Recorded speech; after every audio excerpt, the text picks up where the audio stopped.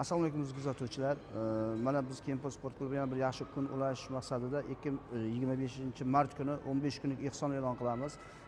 Sizlardan shu fikr bildiramizki, shu bo'layotgan 15 kunlik ehsonga bizga obuna bo'lib, kommentariyamizga qaysi kimlarga berishimizni shu kommentariyaga belgilab ketishlaringizni so'raymiz. Qanaqa masalan oilaga va masalan kasalmandlik oilalarga, muhtoj oilalarda so'zlamoqlari borini boricha so'zlamoqlari barcha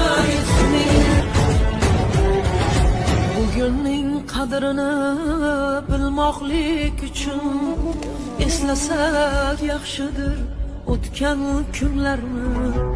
Odamlar rost so'zin aytishdan qo'rqib pana-panalarda yurgan yillarni, qo'rquvdan qotgan bu kunlarimizda